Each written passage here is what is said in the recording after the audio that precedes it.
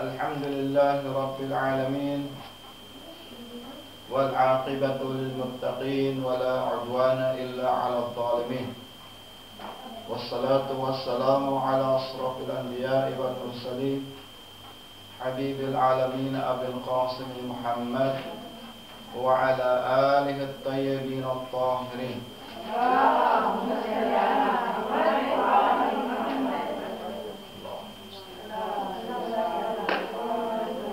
قال الله سبحانه وتعالى في سورة المائدة الآية 35 في قوله أعوذ بالله من الشيطان الرجيم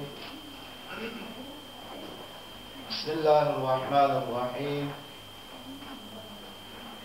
يا أيها الذين آمنوا اتقوا الله وابتغوا إليه الوسيلة وجاهدوا في سبيله لعلكم تفلحون. صدق الله العلي العظيم.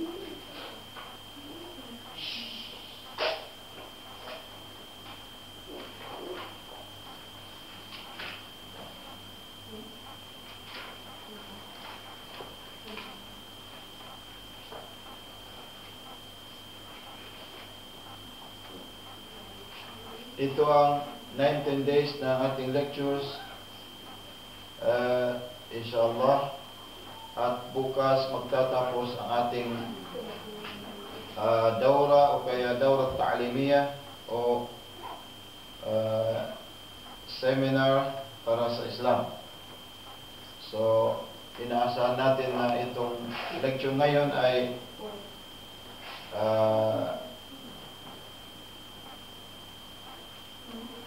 pakinggan mabuti at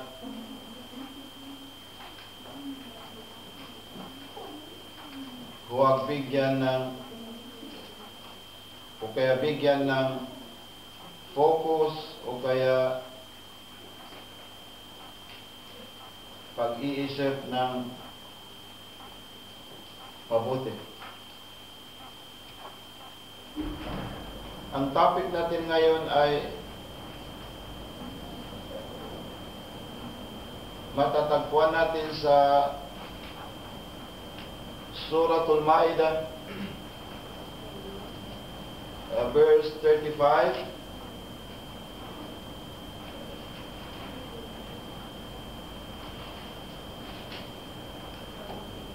Sabi ng Allah subhanahu wa ta'ala, Ya ayyuhalladhina amanu ittaqullah wabtaghu ilayhi al-wasilah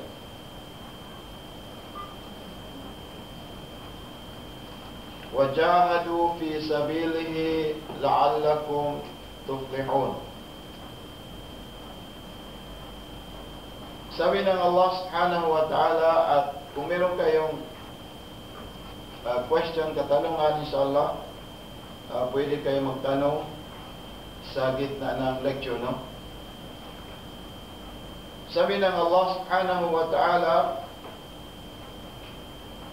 o kayong nagsisisampalataya, ya ayyuhalladhina amanu, o kayong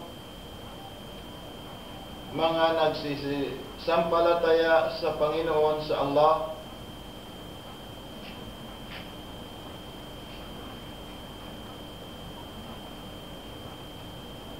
ittaqullah wabtaghu ilayhi alwasila. Inyong ganapin ang inyong tungkulin kay Allah, yani gawin ninyo ang inyong mga tungkulin sa Allah subhanahu wa ta'ala, at siya lamang ang pangambahan natin.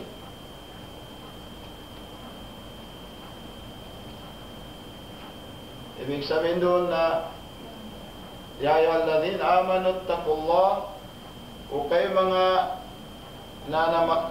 nananampalataya sa Diyos, sa Allah, lubusin ninyo at ganapin ninyo ang inyong mga tungkulin sa Islam.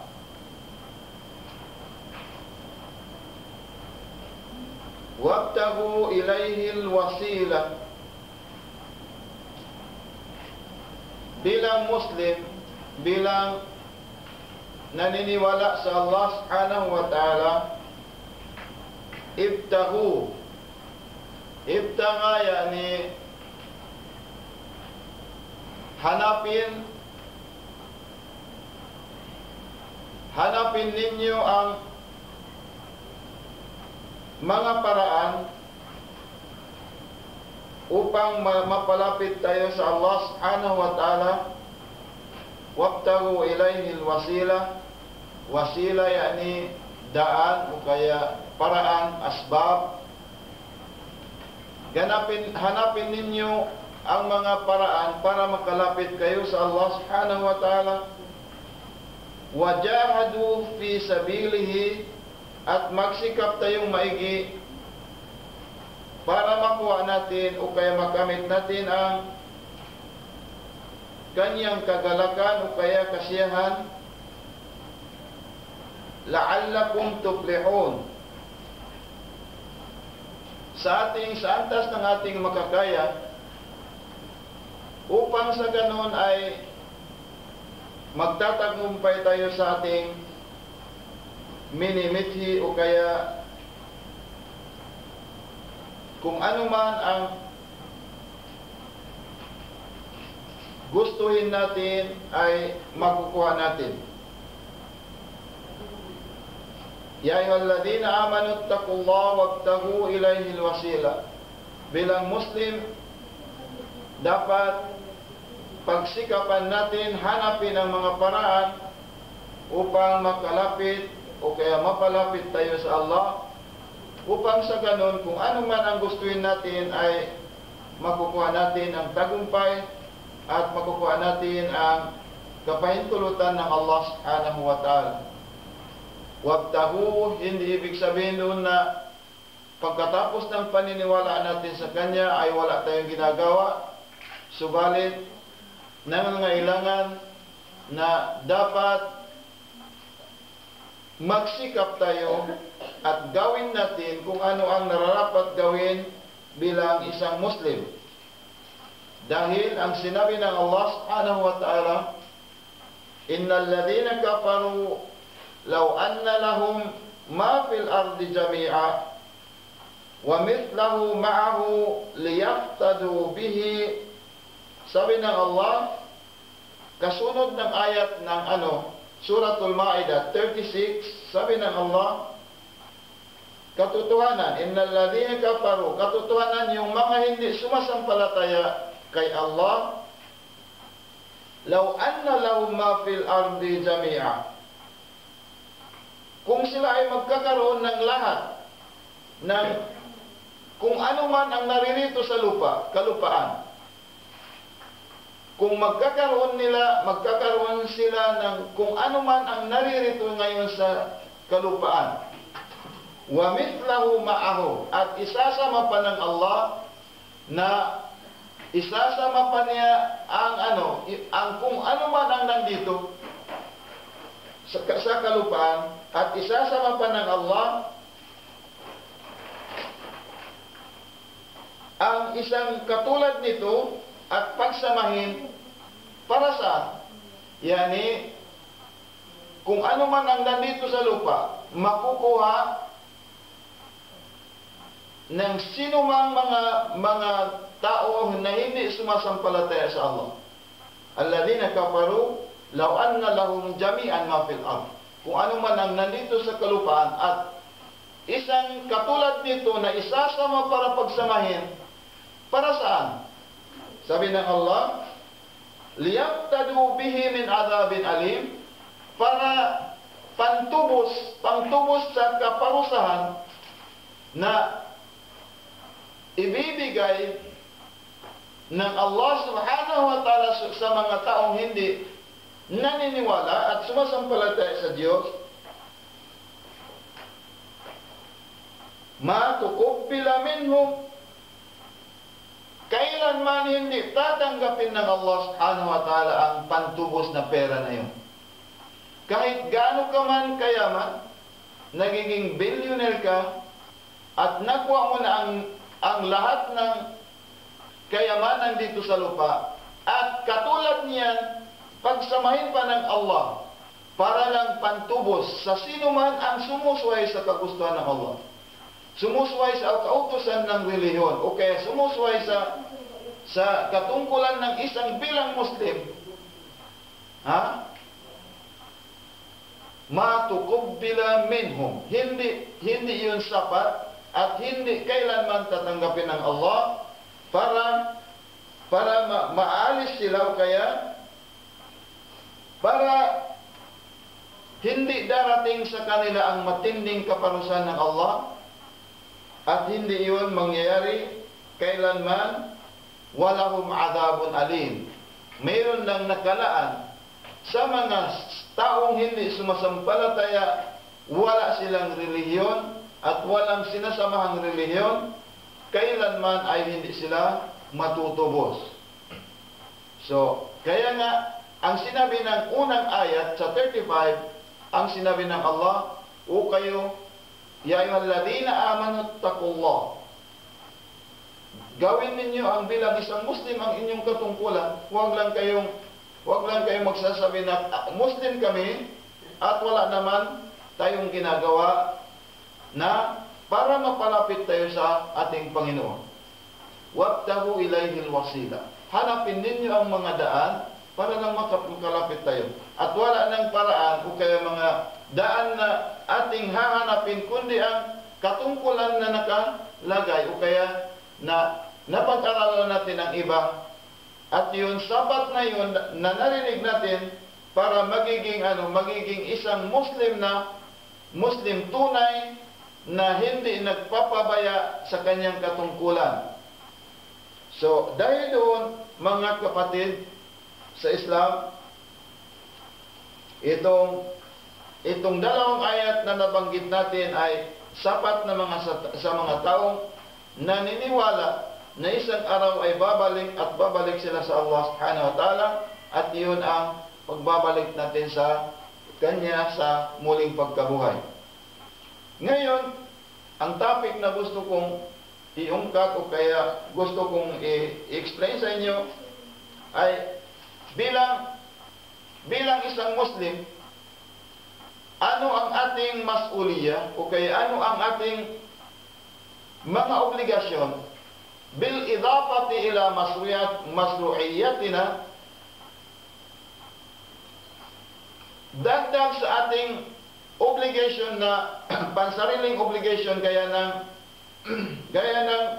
pagdarasal ng 5 beses sa isang araw o kaya pag-aayuno, pag-fasting sa buwan ng Ramadan, o kung may pera tayo na magbisita sa Makkatul Mukarramah, kung mayroon pa naman tayong pera na naibigay na ipagkaloob sa atin ng Allah, tumulong sa iba, or al-amru bil ma'ruf, o kaya yung obligation na para hikayatin ang lahat na gumawa ng kabutihan at pagsamihan ang mga taong nalilihis ng landas. Isa yun sa mga obligation ng bilang Muslim. Dagdag doon, ano pa ang ating magagawa para sa ating leader o kaya para sa Imamul Zaman? Kasi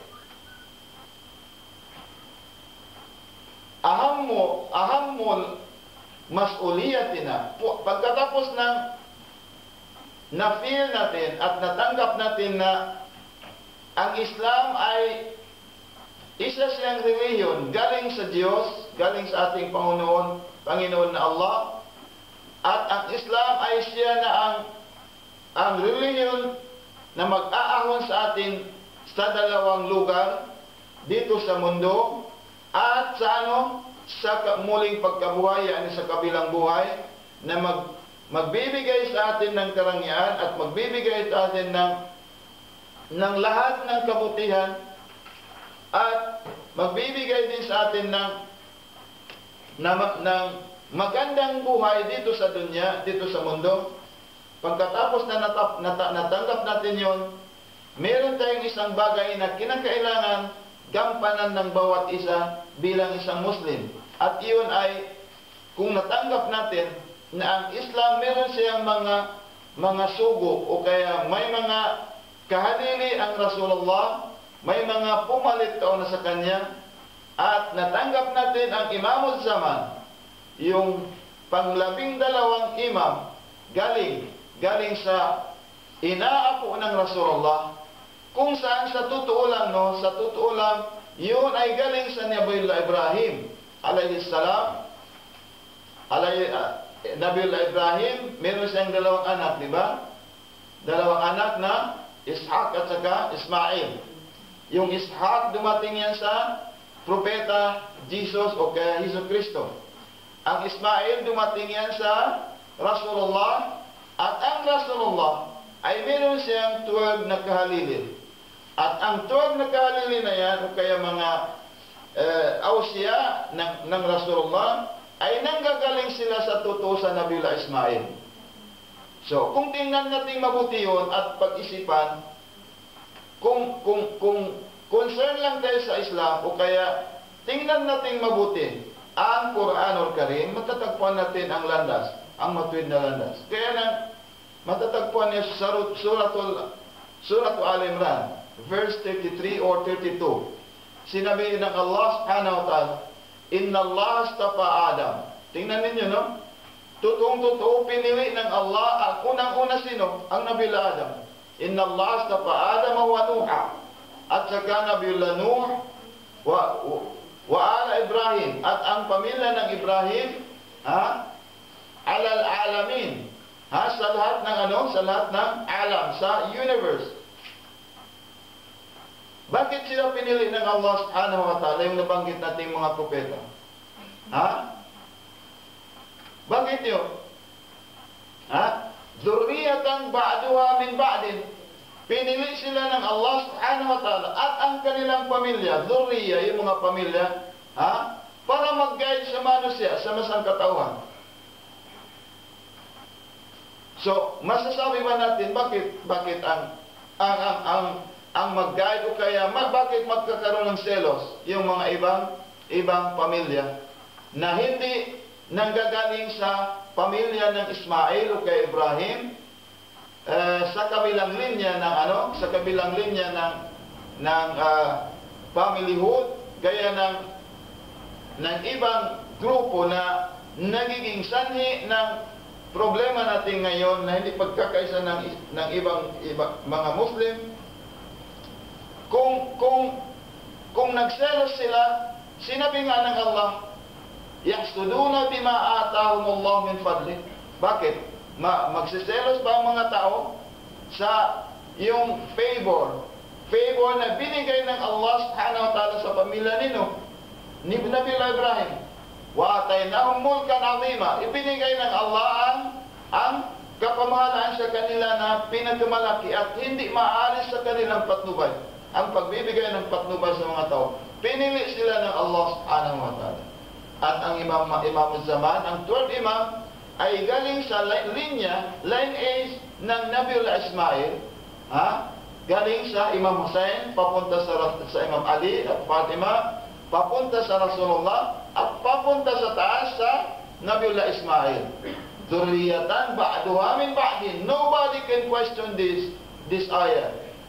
Hindi ito vague ayat. Very clear ang ayat. Ang pamilya ng Ibrahim hanggat sa Prophet of Muhammad, hanggat sa Imamul Zaman, 12 imams, ay sila ang magiging patnubay ng sangkatauhan. Kailanman hanggat sa katapusan ng mundo.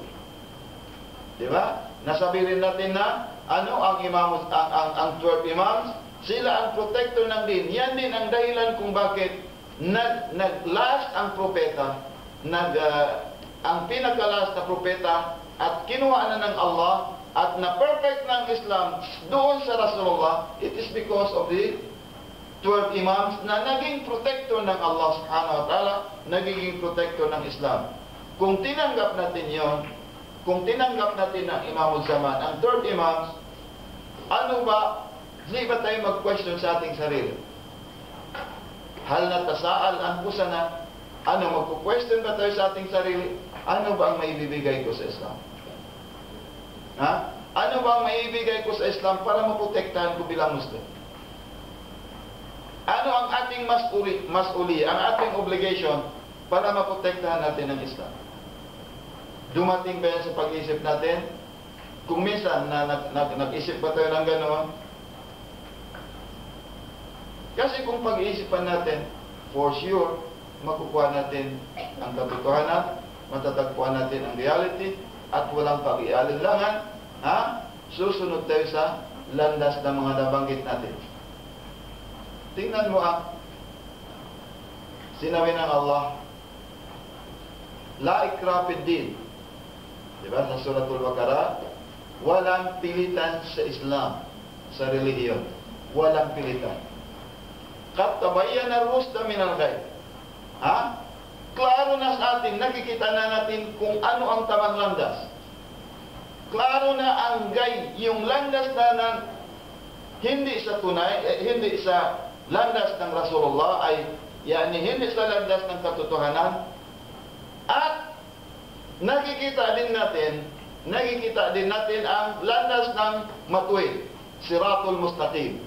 Wa anna hadha sirati, sabi ng Allah, itong landas na designed by Allah from Prophet Adam up to the last prophet and up to the third Imam, itong tariqa na yan ay design ng Allah subhanahu wa ta'ala. Allah ta'ala ang gumawa.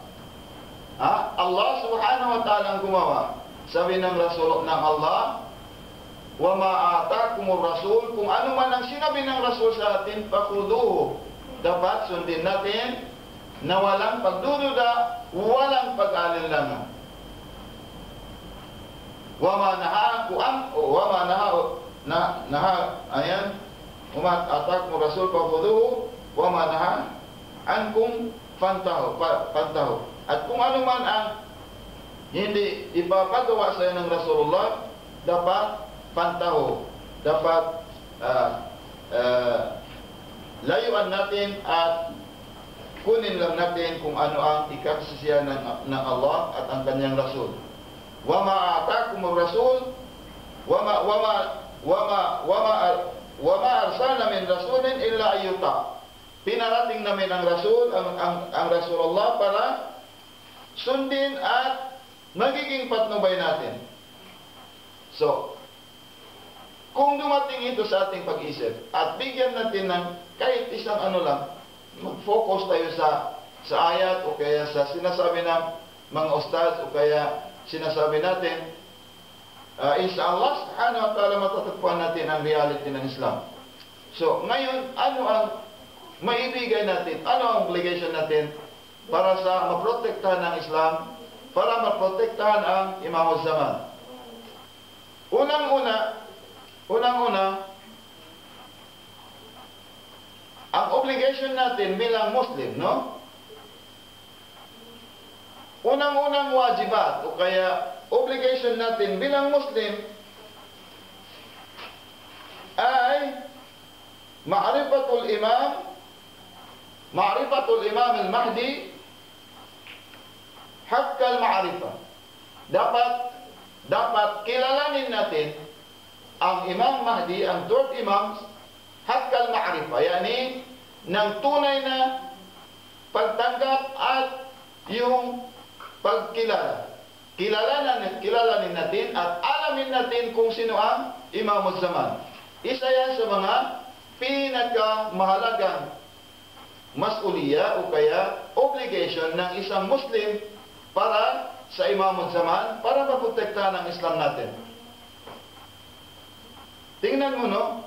Sinabi ng Rasulullah, unang-unang wajibat o kaya obligation natin, huwag ninyong kalimutan, ay ma'rifatul imam. Alamin natin ang Imam al-Zaman. Wal asri innal insan lafi khusr.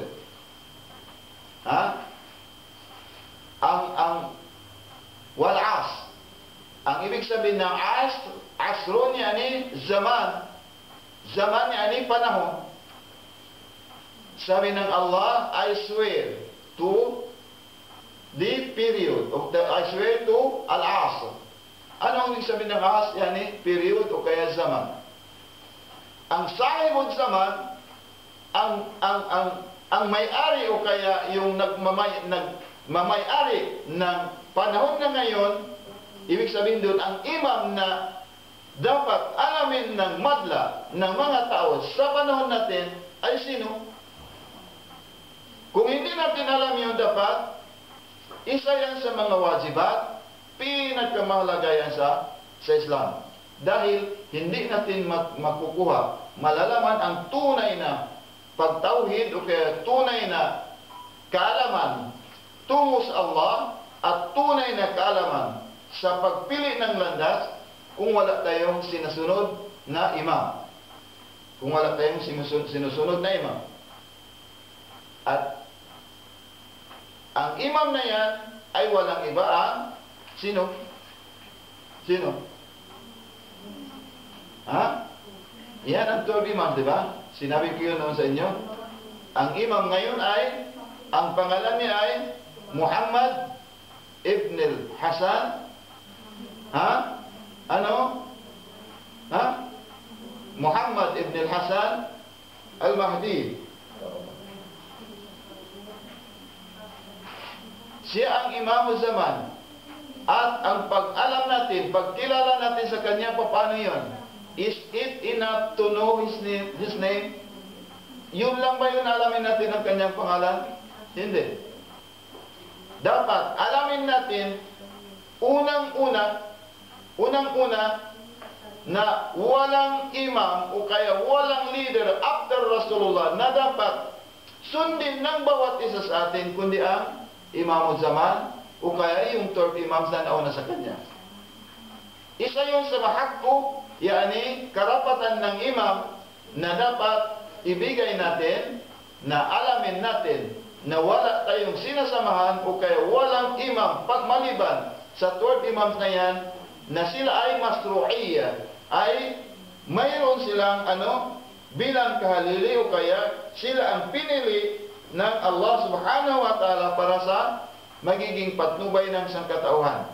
At yan ay sinabi ng Rasul. Sabi ng Rasul,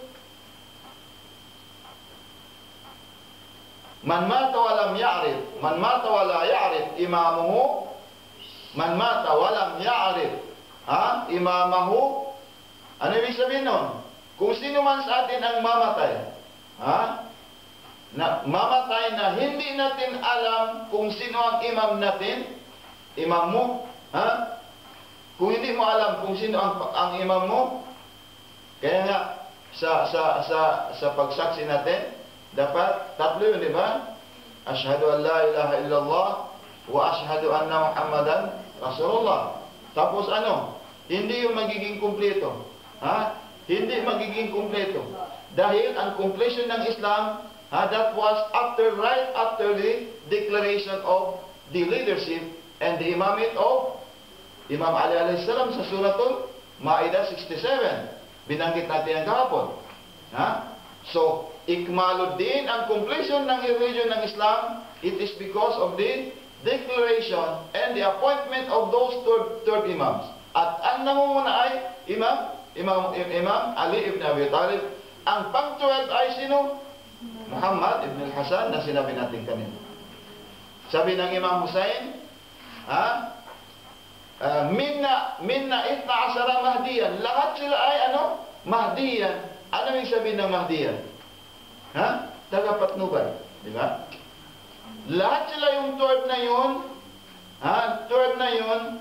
Kaya nga, kung titingnan mo, kung mamemorize natin ang pangalan nila, ang nauna ay Muhammad. Sa gitna ng na yung Muhammad din. Muhammad Taqi. Ang sa ulihan ay Muhammad din. Muhammad. Lahat yun ay Muhammadi.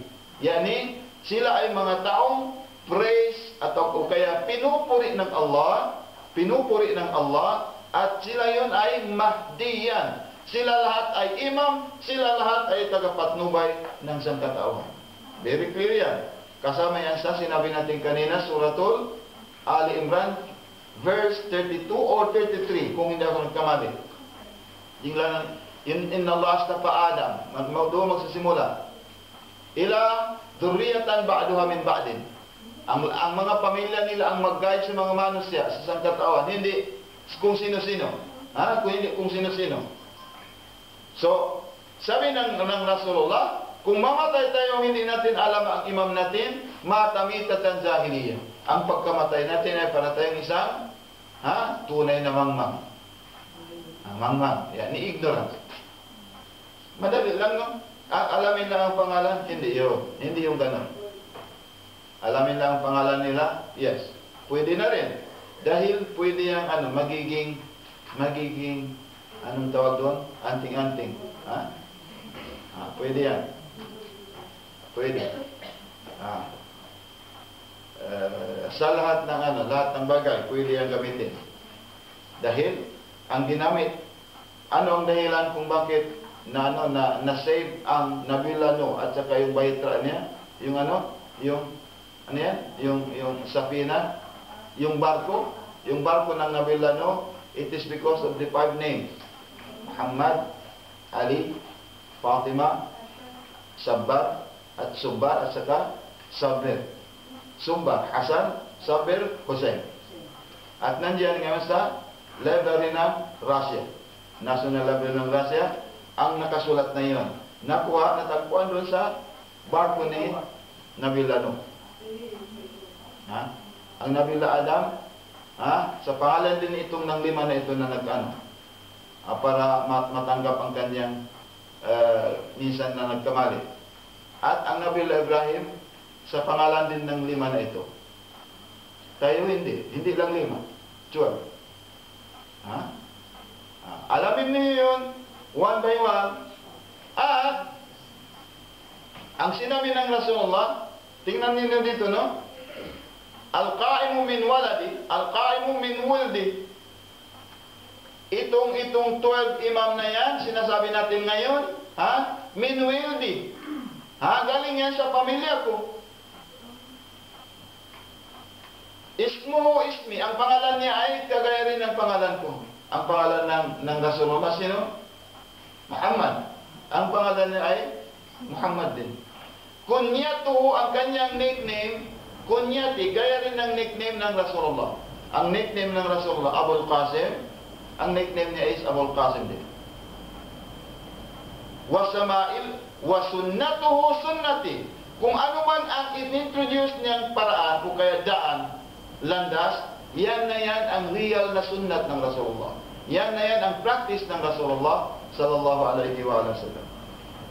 Yuqimun nas ala millati wa syari'ati. Sabi ng Rasulullah, itatayo niya, itutuwid niya ang sangkatauhan sa sa pamamagitan ng kanyang syariah, sa kanyang batas na inintroduce ng Rasulullah sallallahu alaihi wa sallam.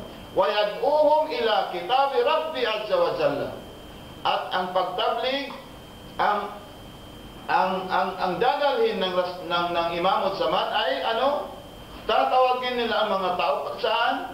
Sa kitab ng Allah subhanahu wa ta'ala. Magtaat o kaya sumunod sa kitab ng Allah, Al-Quranul Karim. Kaya nga hinihabilin sa atin ang dalawang bagay, pinakamabigat na bagay. Unang-una ay Al-Quran, Al-Quran, at saka wa itrati ahla baiti, at ang pamilya ko na ahlul bait. Ang pangalan nila, hindi ahlul bait ng Rasulullah lahat. Hindi lahat ng pamilya ng Rasulullah na magiging patnubay ng sangkatawan. Hindi. Sinabi niya ang 12. At yun, para lang walang magkakaroon sa atin ng pag-alinlangan o kaya walang magsasabi niya, sino ba sa kanila? Mayroong nga pamilya ng Rasulullah o kaya mga ng Rasulullah na hindi mabuti. Walang magsasabi ng ganon. Dahil lahat ng pamilya ng Rasulullah ay mabuti. Except yung mga asdad. Abu Jahal, halimbawa. Hindi yun. Kasama sa duriya ng Rasulullah. So, ang sinabi ng Rasul, yuqimun nas yad'uhum ila kitabi Rabbi. Man ata'ahu faqad ata'ani. Kung sino man ang sumunod sa Imam Zaman, 100% sumunod na rin kayo sa Rasulullah. Waman asahu, kung sino man ang sumuway, hindi naniwala.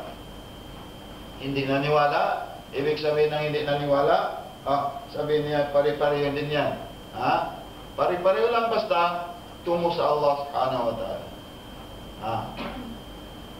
Sabi ng Allah, pandur ila ta'amik. Tingnan mo kung ano ang nakain mo. Ano ang nakain mo? Of course, rice at saka isda at saka chicken. Hindi yun. Tingnan mo kung ano ang ilmo na nakuha mo. Pinakain mo sa iyong spirit, sa iyong anong tawag doon? Sa iyong kaluluwa. Dahil ang tao ay dalawang, composed of dalawang material. Itong jasad natin, itong katawan natin, na babalik sa kanyang pinanggalingan, babalik sa lupa. At ang pangalawa saan? Ano yung kaluluwa natin? Babalik saan? Babalik sa Allah. Diba? Anong ipapakain mo sa kuwan? Pagkain na ano? Ano yung rice? Hindi. Waman asahu, kung sino man ang sumuway sa imamong zaman, pagkat asani, siya, parang sumuway na rin, sinuway niya na rin ang kagustuhan ng Rasulullah. Waman asani, of course, kung sino ang sumuway sa Rasulullah, walang pakialam ang Allah subhanahu wa ta'ala, hindi na siya sumama, at hindi niya na religion ng Islam. Waman ankarahu fi ghaibatihi. Sinabi natin, mawawala ang imamul zaman. Mawawala ang imamul zaman sa paningin ng tao, sa paningin natin. Dahil kung hindi siya nawala o kaya nag-disappear, papatayin din siya ng mga hindi sumasampalataya sa Panginoon. Papatayin din siya. Kagaya ng mga imam, mga asdad ng imam zaman na pinatay din ng mga nauna sa kanya. Either nilason, either pinatay, massacre, either inilagay sa bilibid at doon na nasahid, o ang iba na pamilya nila ay dahil nag-preach ng Islam, inihang sa taas ng kahoy for 3 years na hindi man na ang katawan, hindi na nag-decompose. Meron ganon.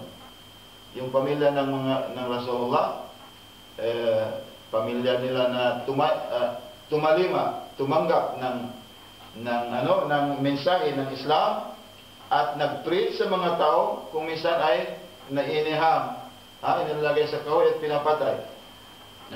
Tayo ngayon hindi, pinapatay siya sa masasamang masasamang salita, panlalait-lait. Ayun. Pero dapat masawal tayo, makita din ninyo mamaya, inshallah. Yun. Sabi ng Rasulullah, isa yan, man saddaqahu, wa man saddaqahu faqad saddaqani. Kung naniwala tayo sa imamul zaman, ganun na rin ay pinaniwalaan ninyo ang Rasulullah sallallahu alaihi wasallam. Ang pangalawang obligation ng bawat isa sa atin ay الثبات على الولاية لأهل البيت والتمسك بالمذهب الحق. Sabi ng Rasulullah, dapat kung Muslim ka, kung isa kang Muslim, isang obligation mo ay الثبات على الولاية لأهل البيت. Dapat matatag ang pagsunod mo at mananatili ka sa wilaya, sa pagsama sa Ahlul Bayt wat tamassuk, at kakapit ka sa madhab ng Ahlul Bayt. At yun ang pangalawang obligation ng bilang isang Muslim para hindi tayo maaalis sa tamang landas ng Islam. Paano ang asabatu ala wilaya? Unang-una, dapat alamin natin, kagaya ng sinabi ng Imam Ali alayhi salam, sabi niya, lilqa'imi minna ghaibatan. Alamin natin, isa yan sa mga obligation natin, wajib sa atin na hindi tayo mag-aalinlangan at mananatili tayo sa madhabul haq, as-sabatu ala al-wilayati li ahlul bayt, wat tamassuk bil madhabil haq. Ang madhabil haq na yan, yung landas na katotohanan ay ano? Ang landas ng Rasulullah, ang landas ng Quran at saka Ahlul Bayt. Ha? Walang pinagkaibahan sila. Ang Ahlul Bayt, ang mga imam, Quranul Natik, sila ang Quran na nagsasalita. Kasi mismo ang sarili nila isang tajassud. Isa silang model ng Quranul Karim. Ha? At ang Quran na hindi nagsasalita, yun ang Quran natin bilang batas ng Allah subhanahu wa ta'ala. Sundin para makita natin ang tamang landas. Para maliwanag sa atin ang tamang landas. Sabi ng Imam Ali, lilqa'imi minna gaibatan amaduha tawilun. Sa 12 imam, sa amin sabi ng Imam Ali, mangyayari sa amin, mayroon isa sa amin na ano, mawawala, mag-appear, mag-disappear, mawawala sa paningin ng iba. Since 260 years after the demise of Prophet Muhammad. Nag-start. 5 years na pinanganak siya, nawala na siya sa paningin ng lahat. Dahil hinahanap na siya ng mga masasamang damo noon. Masasamang damo. Okay? Hinahanap na siya para patayin. So, sabi ng Imam Ali, amaduha tawil, yung pagkawala niya sa atin ay matagal talaga. In fact, hanggang ngayon hindi pa natin nakikita. At hindi na pa natin we could not benefit of his existence. Nandito nga siya sa atin, hindi natin nakikita at hindi pa na-implement ang dapat ma-implement sa Quran. Yung promise ng Allah sa mga mu'minin, yung gumagawa ng kabutihan, na papalitan niya ang lahat ng kasamaan dito sa mundo with the appearance of Imam Zaman. Paano yun mag-appear sa lalabas? Dahil, paano yun? Kung alam natin ang ating obligation. So, sabi ng Imam, amaduha tawil, ang pagkawala niya mahaba. Kaanni bisi'a yazuluna jawlan ni'am fi ghaibatihi yatlubuna al-mar'a fala yazidunahu. Ang Shia sa panahon na yan, mangyari sa kanyang pagkawala ay kung saan pumupunta para maghanap ng masisilungan. Dahil mangyari ang kasamaan sa society. Ganyan ang nakikita natin ngayon. Kung makikita ninyo ang Facebook last night, para hindi makatulog, yung kamay at saka yung paa ng tao ginawang parang kamay ng kambing.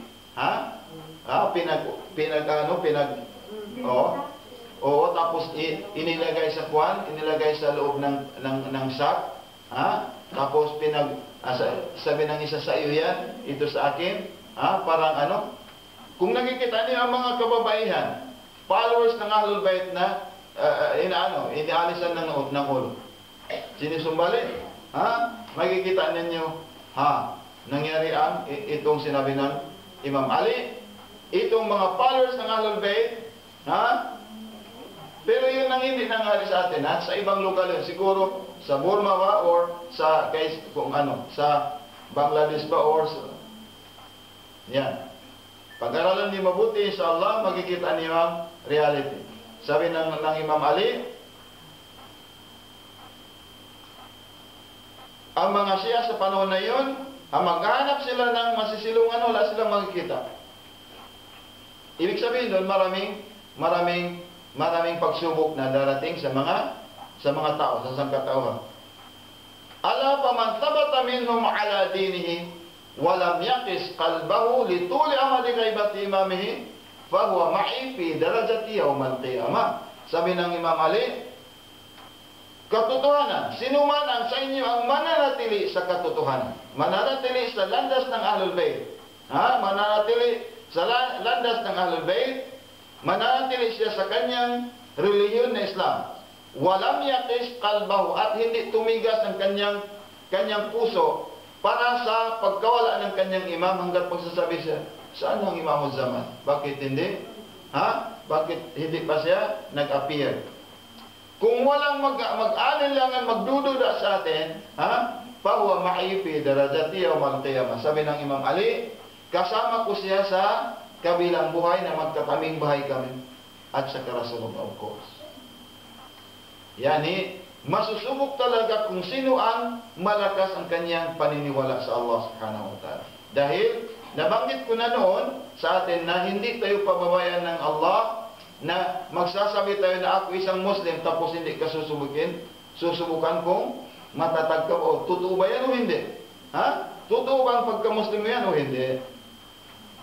So, kailangan sabi ng Rasul ng Islam, ng Rasulullah, at-tabatu ala al-wilayati li ahlul bayt. Dapat mananatili ka kahit ano man mangyari, nasa landas ka ng katotohanan sa ahlul bayt insyaallah subhanahu wa ta'ala.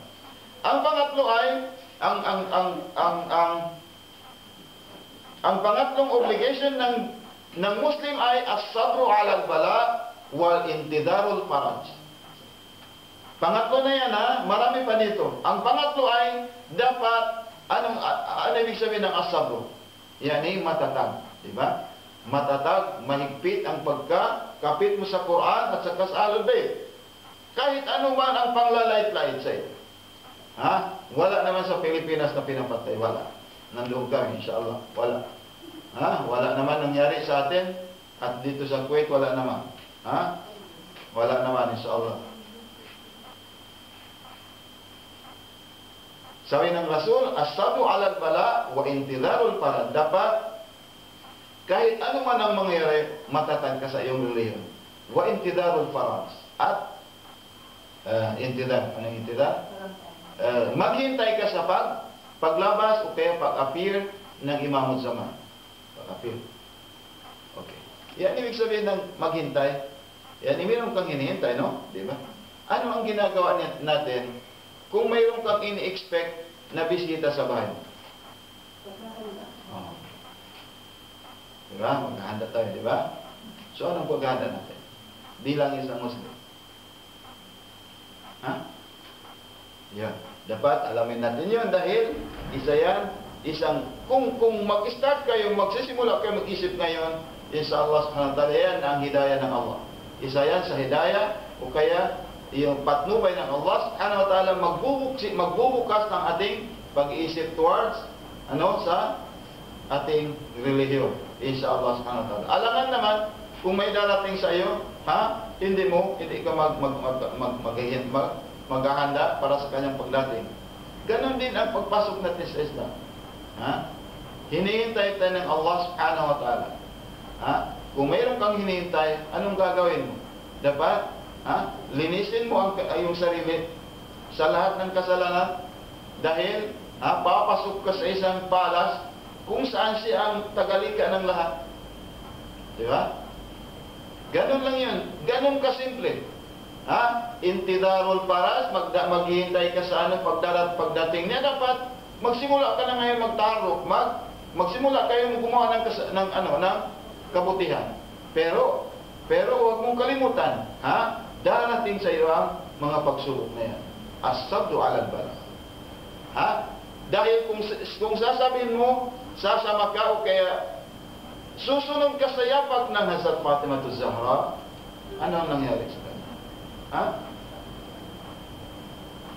Ano ang nangyari sa anak ng Fatimah binti Muzahid binti Kilab, yung asawa ng Imam Ali alayhi salam sa pangalawa? Ang kanyang 4 na lalaki ay binigay para magdepensa Imam Hussein alayhi salam. At nang masabil ang nagawi ng mga yung mga kababayan lamang, sino ang hinanap na hindi niya tinanong at hinanap ang kanyang anak, kumusta ang aking imam? Dapat ready tayo, di ba? Musta'id. Dapat yung paghihintay natin ay magkaroon tayo mabuti, alamin natin ang religion ng Islam. Alamin ninyo kung paano tayo makakalapit sa Allah, makukuha natin ang kanyang rida, ang kanyang kasiyahan. Pero huwag lang kalimutan ninyo na darating ang araw ay mayroong pagsubok sa atin at yun matetesting ang ating katatagan. At dito mayroon akong ituturo sa inyo. every day, sabi ng Imam Ja'far Sadiq, ginagawa ito ng mga Muslim. Yung palaging nagre-renew sila ng kanilang bay'ah. Yani, nagre-renew sila ng kanilang pagsunod sa mga imam. Paano? Dapat kang magdua itong dua na ito. Allahumma inni ujaddidu lahu fi sabihati yawmi hada. Ya Allah, babaguhin ko sa umagang ito ang aking pagsunod sa kanya. Sa kanino? Sa Imam Zaman. Wa ma'ishtu min ayami ahdan wa aqdan wa bay'atan lahu fi unuqi. At yung susunod pang mga araw sa kahabaan ng aking buhay. Uulitin ko at babaguhin ko ang pagsunod ko, ang pag-allegiance ko, ang pagbayad ko sa Imam Zaman.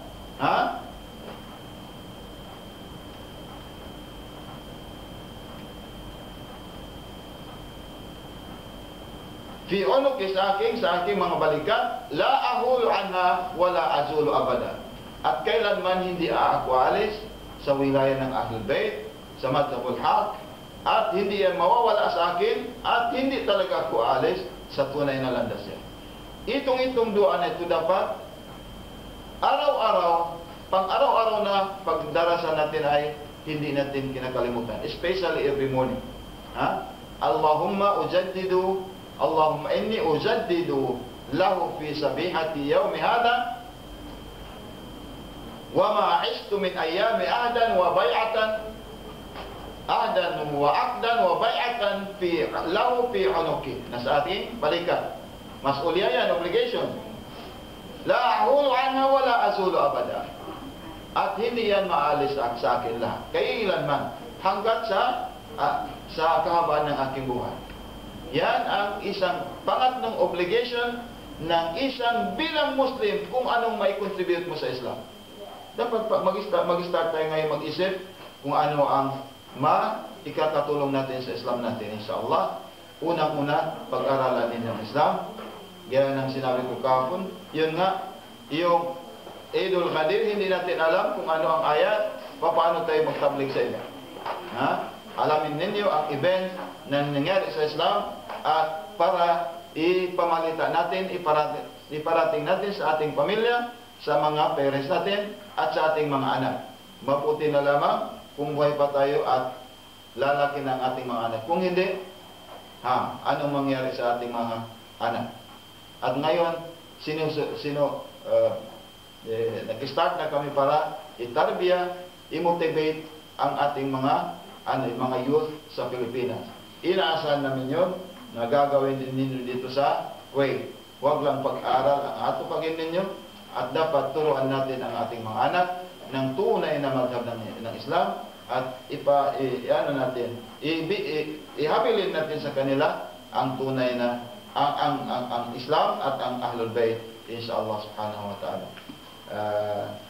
Maliban doon, inshallah, hanggang bukas ang ating lecture at sa Thursday, inshallah, yun ang modulative yung paghiwa-hiwalay natin, inshallah, magkikita-kita tayo sa next October, inshallah. Walhamdulillah Rabbil Alamin. Wa sallallahu ala Muhammadin wa alihi tahirin. Wassalamu alaikum warahmatullahi wabarakatuh.